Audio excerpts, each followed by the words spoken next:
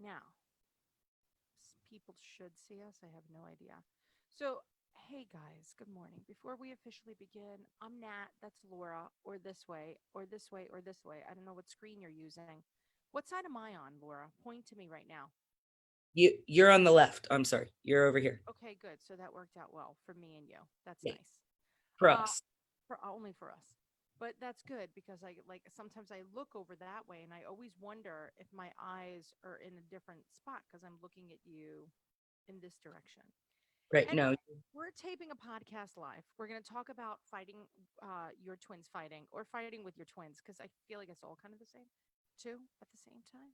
And so we can't answer your questions. We don't hate you. We love you to bits and pieces, and we'll come back and we'll answer them at the end. See, Laura loves you too. So we are going to officially begin, but kind of as our supporter, one of the perks is that you get to see our literal behind the scenes raw footage, the behind the music, if you will, of our Twiniversity podcast. What do you think, Laura? So I think that that is lovely. You guys get to see my window air conditioning unit and my fan is because that I'm a going. air purifier?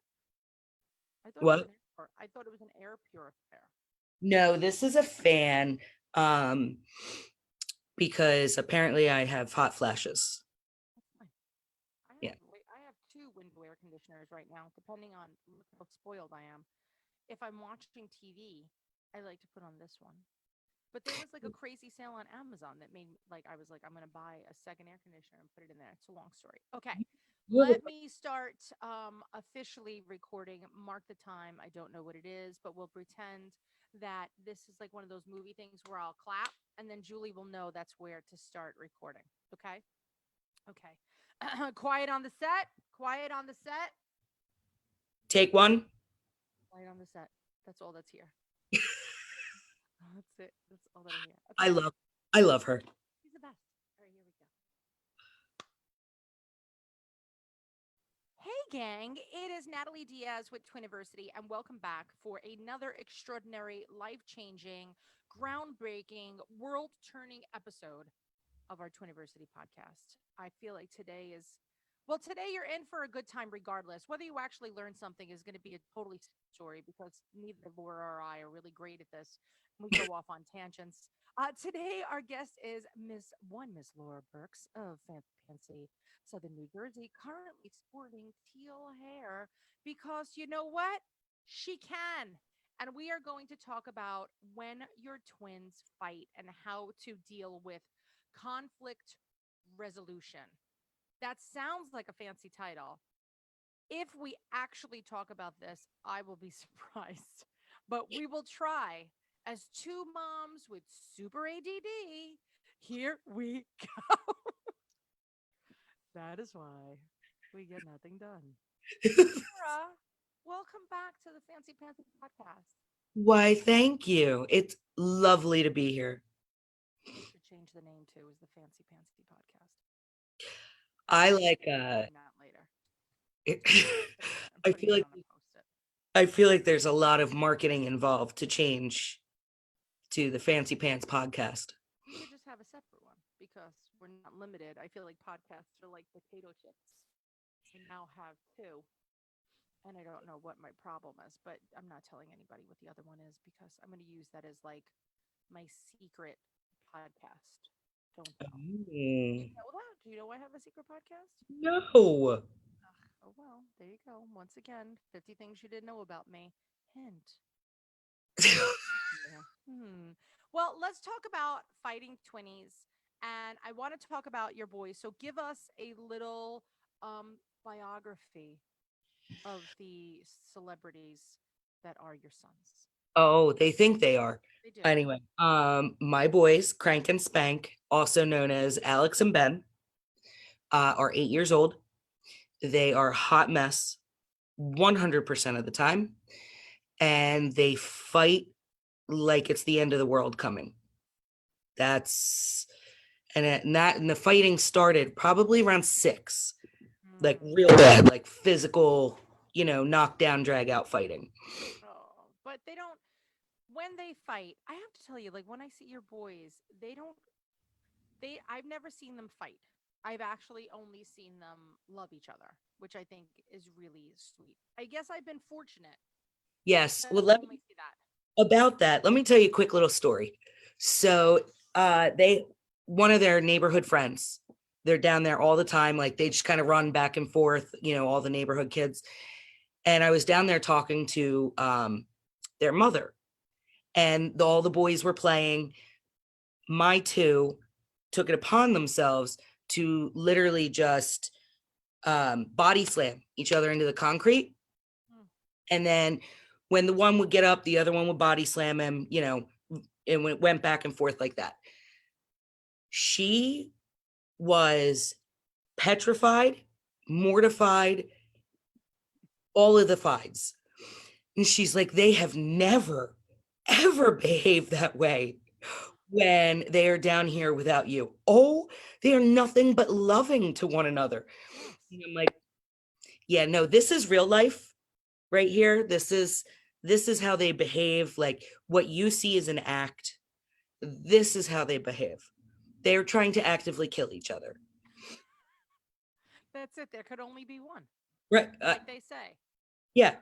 Now, Now, when they fight, like tell us some of the bad things that have happened. And by the way, I do want to say before you when you're listening to Laura, truth be told, it's going to sound bad.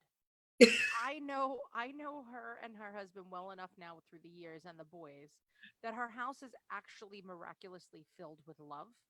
Even mhm. her animals are like stupid loved and everybody. It's a big house filled with love. So when she calls them names that maybe you're like that's horrible, just know it's not. This is just the way that things get done in her house, and I wholeheartedly a parent in a very similar style to you. So that may be why I'm like, no judgment, because if they judge you, they're gonna judge me. So then I'm like, no, everybody. That's my Laura Diaz, Laura Natalie disclaimer. Okay, so when they fight, tell us when it started. When they were infants, did they fight a lot? No, infants, no. Was it Uh, like they like steal pacifiers or toys or clobber each other with toys? no, they really didn't. They learned to share from a very early age, and it was great. It was great. I was like, I have the best children in the world. Look at them. Look at them. Look how wonderful they are to each other. Oh, they're just little angels. I mean, they weren't. Like, don't get me wrong, They were. but as far as the fighting was concerned, I was like, they have the best relationship of Yeah. any siblings I've ever seen. I'm doing something so right. Hmm. I am the world's Classic. You best are. mother. You are. You are the world's best mother. Uh-huh. When And did you then start to see things take a turn for worse? between 5 and 6, That was it. It was on. it was like they discovered that they could physically hurt each other. Okay. And so when one would say something or do something that the other one deemed a slight of any kind, they would just get body slapped. The sound just went super weird. Uh, It still sounds super weird. on my end. Oh yeah. Yeah, it's like I'm curious to know for the people that are watching this live if anybody could see that because we're gonna have to definitely edit that out. Let me see now. It happened once before a few seconds ago. So I don't know. Ooh, ooh, ooh. What Here. is happening? Yes. I think Kristen's on with us. Kristen, is Laura's voice going crazy too? Could you You give hear us me, Kristen? hold on. Let me see you. Did you fix something? No, I didn't touch anything. Okay. Hopefully it won't go super cray cray. Okay. All right. So you were saying we're gonna have to edit this all out. So you would say just say body slam each other and then go from there because Julie could edit that. All right. So they learned to just body slam each other. They learned that they could do that, and it would cause a significant amount of damage to the other. Oh, but physical or emotional or what are they trying to Well, do? well, between 5 and 6, it was purely physical. Okay. They didn't have the sharp tongue that they do now Okay. at 8. So it was purely physical. So from 5 to 6, there was a lot of body slamming. It was a lot of tripping. It was a lot of, I'm going to get on top of you and sit on you until you, succumb, to Yes. my demands. Um, then we moved into 7 and 8, Okay. and so Ben, my baby B, is a little bit bigger, literally just a little bit. They're the same height. Ben is about 5 pounds heavier. Okay. So You can now, barely tell them apart, though. I mean, I could barely tell them apart. On a quick look, I can't tell them apart. yeah, well, they have different haircuts now. Oh So my God. like massively different. So that's wonderful. But they did have the same haircut at one point, right? So how did you know who was fighting who? Like you always knew, or sometimes even you got confused. Oh no, absolutely. Sometimes, and I would just say, everybody to your corners. And that's how you knew. Did they have assigned corners? No, they just knew that I meant business and Okay. they better stop. Now that they're older, one gets sent up to the room, Okay. the other one has to stay down here, and they have to separate. Okay. This is like me telling them they're going out to the firing squad. Okay. Okay. Let's talk about how we get to that point, because the people that are listening now and they're like, okay, yes, those are my kids. They're constantly fighting. They're really your your first line is that when they're having a really bad fight, you're like, go to your corners, and they know what that means. So did that evolve over time? Um, yes, because at first I didn't know how to handle it. So there would be the aggressor, and then there would be like the victim, Yeah. and but the victim then became the aggressor, Hmm. and the aggressor became the victim. So I was like, I don't know how to punish them. So it was a when they first started, like really physically fighting, it didn't take too long before I was like, that's it, separate, you're out. We are not doing this. Yeah. You're not hurting each other. you know um Did you ever have to get in there and like literally pull a kid off the other kid? yes. There's been a couple times where one has tried to drown the other in a body of water. What? Over what though? What were they fighting about? Well, it could literally range from anything from not wanting to play the same game, from saying something that the other deemed a slight, Yeah. to um, oh goodness, to over a That's video. stressful, Laura. That's very stressful. That's not only stressful for them, but that's stressful for you to always have to feel like you're literally on guard. You're like, I have to watch them all the time. Yes. Now I will say that we've now entered a new phase of it's verbal slights. Hmm. They still physically beat each other up, but it's not it's more like, I'm gonna punch you because you said something mean, and then the other one will punch the other one back and say something mean again, and then they go like that. They're more like they're starting to enter the old married couple bickering phase. Yeah. That's the age, though. It seems to be an evolution. I mean, there's probably a book about this. I have to tell you the truth. I've read quite a few books on teen parenting, but this, like, when I talk to Danny, I don't know if you ever listened to Danny Says What Now, like that writer of ours. She has the old married couple, and I think they fight less because they're boy girl twins. I think same gender twins, especially boy sets, really do go at it. So now that they're fighting and you can't say go to your corner, or when they're having a verbal argument, do you still say go to their corner? I do.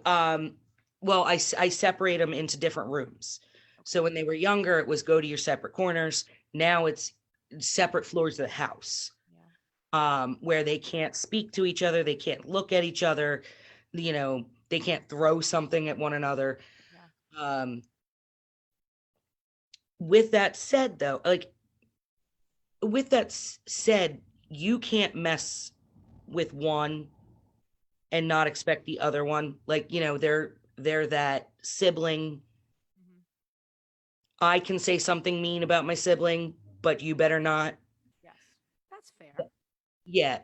So, I mean, yes, it is. It's just, But does that apply to you too? oh yeah, Really? yeah. When I yell at one, the other one defends him. Huh. That's so fascinating. So even though they're fighting, when you get involved, it's no longer a war against each other, it's the war against you. Yes, absolutely. I don't mean to laugh, but it's funny. And and one is mouthier than the other Oh, now. So he usually takes that role of, okay. you know, He's you the can't lawyer. you can't do that. Don't separate us. We're fine. Look, he's not hurt. I'm not hurt. And I'm like, you can't call each other names. Yeah. Like, like I was saying, one is about 5 pounds heavier. So the thinner one will pick on him. And then the thinner one will say, well, you're skinny as a stick and I can take you down. And I'm like, there's a 5 pound weight difference. Literally. It's not, we're not talking, you know, Heavyweight and featherweight divisions. like stop. People can't even tell you apart. Stop. Oh, I love it. I love these boys. So now, when you do have them go to their separate corners, if you were able to speak to them in their separate corners without them arguing the other one's case, how do you explain to them that this is not okay? Like, what do you, like? I know for me, I my big go-to as a parent is whenever they fight, I always remind them gently that your relationship with your sibling is going to be the longest relationship that you ever have in your life, because you're going to marry somebody eventually. You might have, I'm not going to be around for your whole life. Your your wife you didn't know since birth, or your husband you didn't know since birth. So I always gently remind them that the relationship of sibling to sibling is the longest one they will ever have and the most valuable. What is your go-to? That's my go-to. What's like your go-to, spiel? Well, first, I like to try to,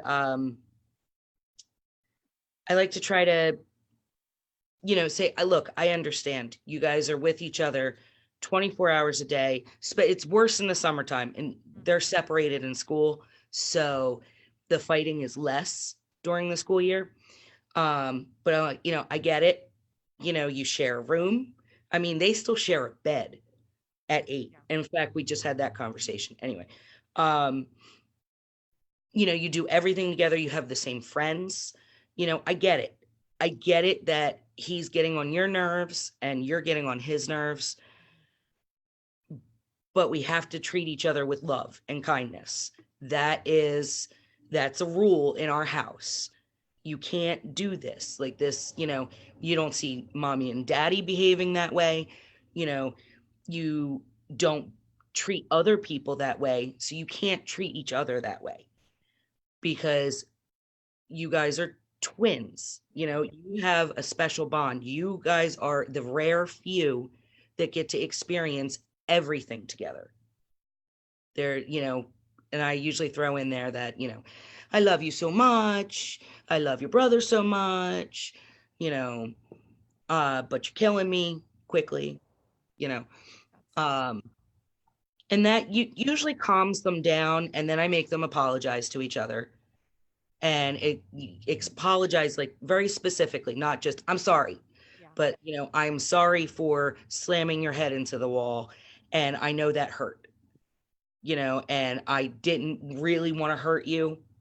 I just wanted to prove a point that I could, I guess.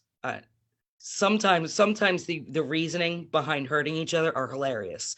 Like, I'm sorry I tried to drown you. I just wanted to see what would happen. Oh, You know, like, no, no, there is absolutely no way I'm raising a psychopath. Please stop that line of thinking. I don't honestly even think that I think that that's fairly on par. And it's not only twins, it's like the friends that I've had that have had boys. Sometimes, as our last conversation that we've had, sometimes they're a little feral. And you have to teach them the rules, and they have this element of being in the wild, and your boys are definitely in the wild. And Yeah. it's, the good thing is that you give them the opportunity to be wild, because sometimes when kids are put too much on a tight leash, they will regress later on when the wild could be much more dangerous. That is actually always my thinking, is that, let them experience these things, so they're not always wondering. And when they get to an age where I don't have that control over them anymore, that I don't know what they're doing when they go out, they can say, this doesn't appeal to me. Yeah. I've done far crazier things, like jump off the top of the playground set. Mm. Now, do you punish them besides just going to the corners? When, at what point does it become like a punishable offense? And what are the punishments? Okay, so the couple drowning incidents we had, which by the way weren't real. I mean, it sounds way worse than it is. It's more like somebody was trying to play chicken with somebody else, but Yeah. they didn't know, the person on the bottom didn't know they were playing chicken. Yeah. Okay. Um, those, like the scary ones, the potentially very dangerous ones, there's severe punishments. I mean, for according to Alex and Ben, they're severe. Taking electronics away, taking TV away, no friends. Um, it's usually so far it's only been a couple days. Like my max has been 2 days without electronics, TV, friends. Um, Less scary, more like you know, we're gonna body slam each other into the wall. Yeah. Usually involves a lot of cleaning on their part. Okay. I make them work together I like it. to clean their bedroom or their playroom or their bathroom. The bathroom has just entered the chat because I'm Mm, done cleaning their bathroom. I like it. Yeah. Um, So chores. and So chores and electronics. And do you have a plan, like in your head, because you haven't gotten there yet? Do you have plans for if and when things get worse? And you're like, okay, this is going to be, or do you ever think about setting like making like a chart or something that say, okay, this is, if you speak to each other disrespectfully, it's going to be this much punishment for this amount of time. Like, do you ever think of like putting it on paper for them to see? so I have a chalkboard of in our kitchen of house rules. And the house rules are obviously, don't actively try to kill each other, Hmm. speak kindly to one another, show your love, be kind to other people and things. Um, what else is on there? Is that the dog snoring I hear in the background? Oh, can you hear her? Yes. I can, and it's hilarious. And I was just, it's fine by me. She is tired. Listen, my Betty Lou Magoo is also out cold. She was snoring before, but I do love when we could hear. We have so many guests on the podcast that I hear snoring dogs. It honestly should be its own podcast called Snoring Dogs. And we just listen to dogs snore. It's one of my favorite Instagram posts on my personal channel is just my dog snoring. And then if I'm having a bad day, I go and listen to that. Now, let's talk about the dog for a second and let's talk about pets in general. Do the boys ever argue and the pets get mad? When they were little, Lucy was like she didn't know how to handle it. She was like, you Your know, dog, just so you yeah, know, oh Lucy's a yeah, dog. I'm sorry. Lucy is our dog that's snoring in the background. Um, she was so protective of them. So like when one would, sit on the other one and the one that was being sat on would Mhm. start to cry, she'd run over there. But then she was like, well, how do I mean, that's my other boy. Mhm. Now she's so used to it, and she's older. She's 11, She doesn't and even care anymore. She she raised her head at least. if there's a certain scream or cry, Mhm. she gets super concerned. Okay. Um, Other than that, they literally fight over her when she's like sleeping on the floor. Like they'll step over her and continue fighting, and she doesn't move. There's no, like, she doesn't even lift her head. Yeah. Like Now, we'll figure it out. were just saying they step over the beast to continue fighting. When do you call it? Like how much fighting does there have to be? Like how when do you non-intervene and when do you jump in? So, when things I deem like for anything that is unkind, I immediately shut down. The physical fighting, I let go to a little point. Um, as long as they're not, as long as they're not really hurting each other. Hmm. That sounds terrible, but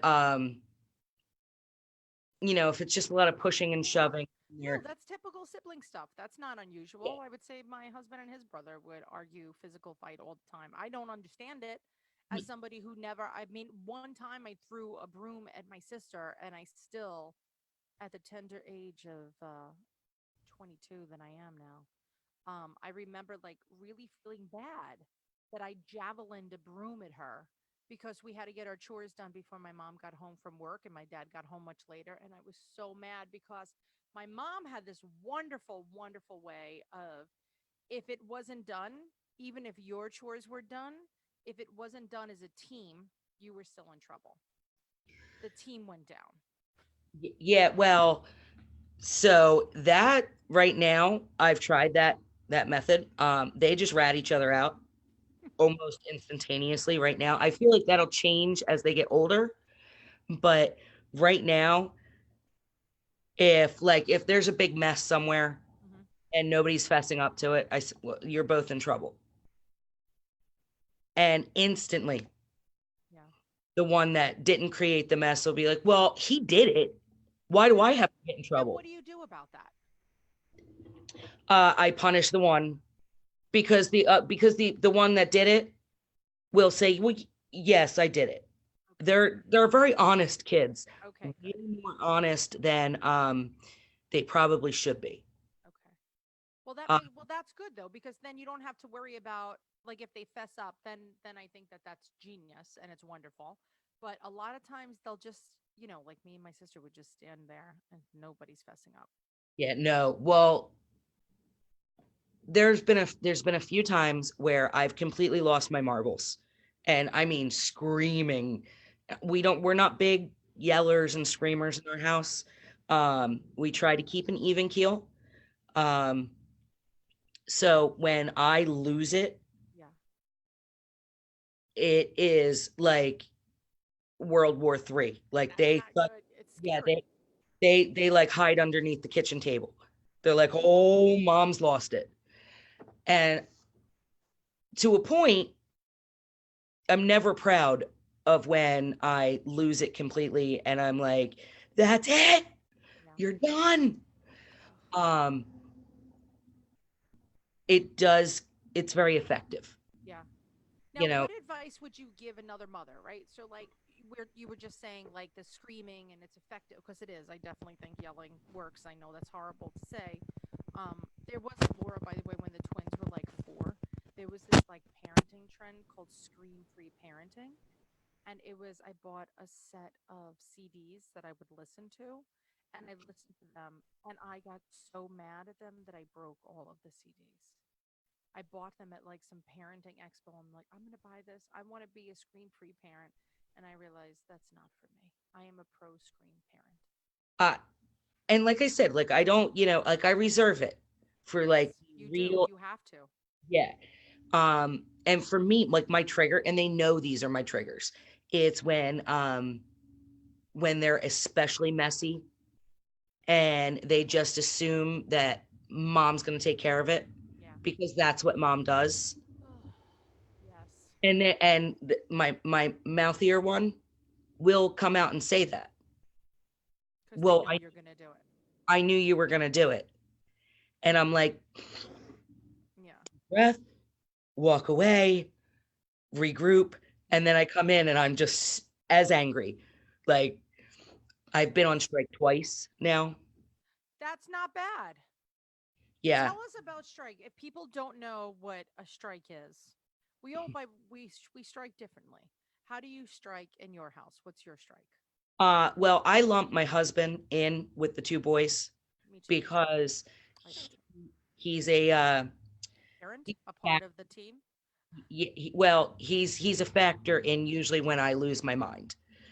Oh, Um, so it usually starts out with me screaming and saying that's it. You don't appreciate me, yeah. then you can do it all yourself. And then my husband gets super offended, like, what? And I'm like, yeah, no, you too. You can do your own Everybody's getting laundry. it. You can wash your own dishes. P.S. You can make the boys' lunches and do their homework with them too, because I'm done. This literally only lasts between 2 and 3 days, though, because I cannot stand the filth. But see, then you're defeating the whole point of your strike. Then Correct. honestly, our next podcast is going to be called Mom Strike Intervention. So we're going to reserve that because we have to work on that. Because strikes, I find, are very effective. Once again, don't judge me. But look, my kids are going to be 15 in a few weeks. I have experimented with many different parenting philosophies and parenting techniques through the years. And I do find that a strike works, but I like to not let them know I'm on strike. I like to just let it go. I like so now in the beginning I would declare it and I'd be like, this is what's happening. Now I no longer declare anything. You're just like, where's my underwear? And I say, I don't know, where is your underwear? It's in the laundry. Oh, that's weird. Did you wear it? Is that why it's in the laundry? Well, that's good. I wouldn't wear dirty underwear either. And that's it. I don't bring it up. The elephant is so freaking big in the room, and I wait for them to figure it out. But we're going to have a mom strike intervention on our next podcast. Now, riddle me this for reals. Yes. If you just meet another twin mom that has fairly feral boys, they're 4 years old. You roll your eyes and you go, ah, yes, I feel your pain because you see yourself in this person. What do you say to that person to kind of guide them and ease this transition into, parenting kids that might be a little bit more physically and emotionally aggressive than typical? Well, first, I tell them that they have normal children, that their children aren't crazy. They didn't do anything wrong. This is part of life with twin boys. Some in some cases, not all cases. Um, and then I give my method of separating on opposite floors if they already separate in the room. Um, I give them my tools of speaking to them on kindness and loving and how special they are being twins. And when all else fails, which it will at some point, just start screaming until they're scared. There you go. There are your three tips. I like to just start screaming. I like to scream so loud sometimes that my voice hurts. Did you ever scream so loud that your throat hurts?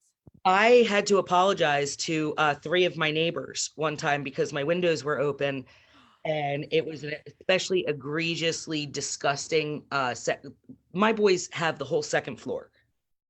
My husband, the master bedroom's on the first floor.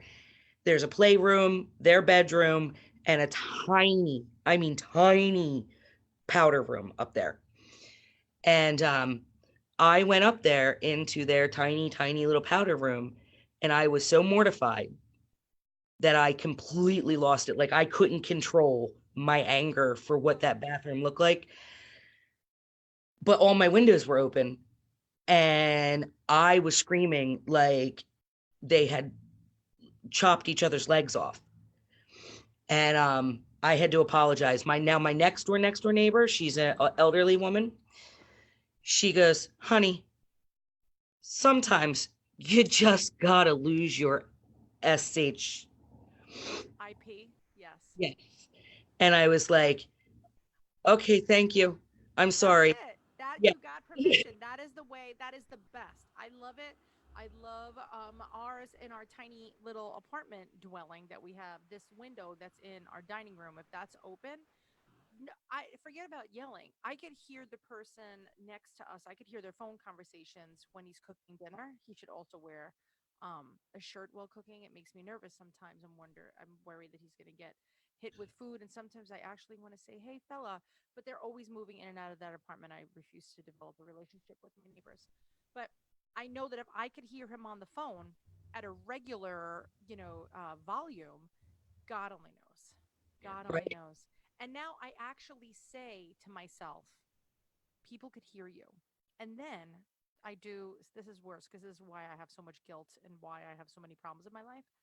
Because then I say, if I'm worried about what those people are thinking about me, why aren't I worried about what my kids are thinking about me? And then I realize I don't care what my kids think about me because I'm just so angry. And then my husband will be like, "For real, Nat? For real? You're really that upset about it?" I'm like, babe, I feel bad. The neighbors could hear me." And he's like, "Nat, no, absolutely not. That's it." Like I feel you. He usually has my back when it comes to parenting our 20s. Well, listen to me now and believe me later. You are a really, really great mom. I tell you that. I mean, I really do mean it. Those boys are so lucky and they have so much love. And just because it's not a hate that's in their heart, it's just boys. It's just this age. They're testing the limits. That's what happens.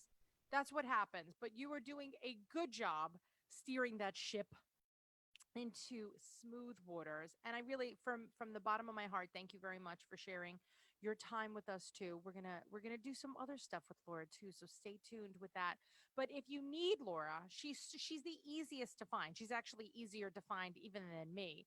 If you send a message on our Facebook page or Instagram page, you will get Laura. So thank you, Laura, for joining us today. Why, thank you for having me. Thank So you for all of the sweet, kind words. Um, much like every other mother in the world, there are a lot of days where I feel like I've fallen way short.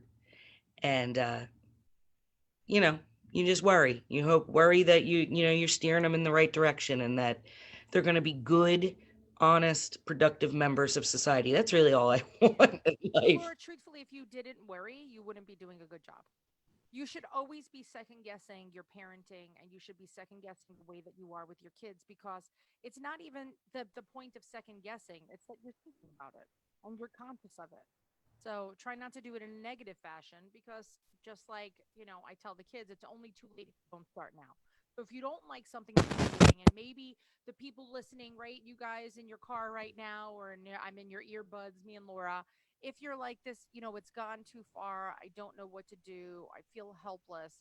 It's not like literally that's how everybody feels. You're with us, whether that comforts you or not. We all literally feel the same exact way. And now, what are you going to do about it today? That's what is the big difference. What are you going to do about it today?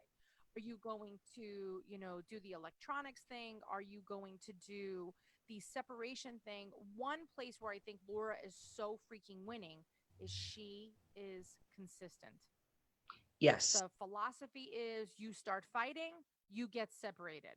Whether it was corner to corner or whether it was second floor to first floor or whether it was backyard and, living room, just be consistent and you will ultimately be the winner. But I think everybody's going to win. I think it's just, I think consistency in general for parenting yeah, is the key. No matter what you're facing, whatever troubles you're facing, yeah. the consistency has to be even and with both parents. Mm-hmm. You can't have one parent that is consistently doing something and the other parent that is, willy-nilly whatever. Nope. You Nope. have to Nope. be a team and be consistent with everything. You really, really do. Well, Laura, thank you. Stay right there. Don't hang up on us yet. And for those of you that are listening, as always, I say thank you from my family to your family. I hope that you enjoy this podcast. There are a ton more. We have dozens upon dozens upon dozens upon dozens. I think that might actually be the number of episodes that are available for you for everything from how to stay organized to obviously like today how to deal with fighting twinnies because you know what, you're one of us. If you found this podcast and you're like, oh my gosh, that's so great, realize you're never alone, and you could find us anywhere 24 hours a day at twiniversity.com or on all of the social platforms. And I say all of the social platforms because they're changing every single day, but we're early adopters, so we'll always be there. So if you have any questions, though, you could email us at community@twiniversity.com. And don't forget that if you have your buns still in the oven, we have online Twiniversity classes just for you, including our online breastfeeding class that was just fairly newly created for our expectant families. So until next time, guys, thanks for listening, and I'll see you later, alligator.